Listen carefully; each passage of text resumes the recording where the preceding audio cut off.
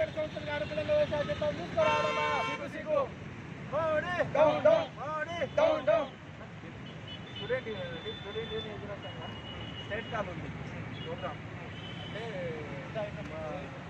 కేంద్ర ప్రభుత్వం తీసుకొచ్చినటువంటి చట్టాలని వ్యతిరేకంగా అది మోడీకి సంబంధించి అంబానీ ఆదాయాల నుంచి దానికి సంబంధించి వ్యతిరేకంగా ఇక్కడ షేర్ కాల్ పిలుపునిచ్చారు కార్యక్రమం చేయాలి.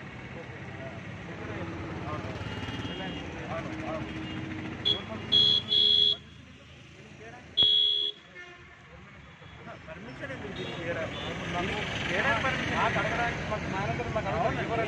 చేయడానికి పర్మిషన్ ఎందుకు? ఏముంది చేయడానికి మేమేమైనా ధర్నా చేసుకొని పెద్ద చేసుకోవాలి. నాకు కూడా తెలియాలి కదా ఎందుకు మేము అడగం. మీరు వచ్చి అడిగిరు, మేము అడగం, మాకు అవసరం లేదు. సరే సార్ మేము అడగం అంటే మాకు కూడా చెప్పుకోవాలి, మేము కూడా చెప్పుకోవాలి.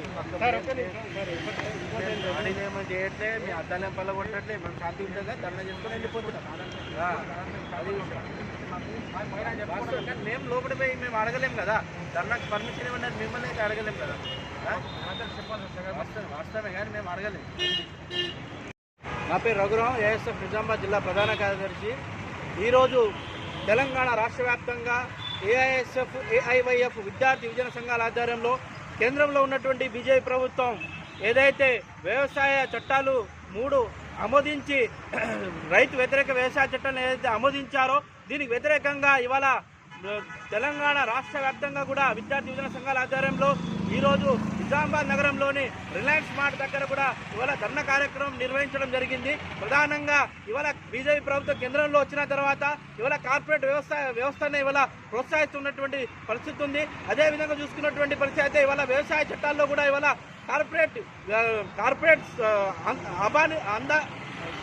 అంబానీలకు అదారీలకు ఇవాళ ఇచ్చే విధంగా ఇవాళ చట్టాలు రూపకల్పన చేసుకున్నటువంటి పరిస్థితి ఉంది. కాబట్టి మేము ఏఐఎస్ఎఫ్గా అదేవిధంగా ఏఐవైఎఫ్ విద్యార్థి యువజన సంఘాలుగా మేము డిమాండ్ చేసేది ఏంటంటే ఇవాళ బీజేపీ ప్రభుత్వం కేంద్రంలో ఉన్నటువంటి బీజేపీ ప్రభుత్వం ఇవాళ కార్పొరేట్ సంస్థలకు ఇవాళ కొమ్ము కాస్తా ఉన్నటువంటి పరిస్థితి ఉంది. కాబట్టి వెంటనే ఏదైతే ఈ చట్టాలు ఏవైతే రైతు వ్యతిరేకంగా ఏవైతే చట్టాలు ఏవైతే తీసుకొచ్చారో ఈ చట్టాలని వెంటనే వెనక్కి తీసుకోవాలి. అదేవిధంగా ఢిల్లీలో చేస్తున్నటువంటి రైతు సంఘాలు అదేవిధంగా రైతు సోదరులు ఏవైతే ధర్నాలు చేస్తూ ఉన్నటువంటి పరిస్థితి ఉందో దాదాపు గత 20 రోజులుగా ఇవాళ కేంద్ర ప్రభుత్వం ఇవాళ పట్టించుకోకుండా ఇవాళ కాలయాపన చేస్తూ ఉన్నటువంటి పరిస్థితి ఉంది. కాబట్టి వెంటనే వాళ్ళ డిమాండ్లను పరిష్కరించాలి. తీసుకొచ్చినటువంటి ఏదైతే వ్యవసాయ వ్యతిరేక చట్టాలు ఏవైతే ఉన్నాయో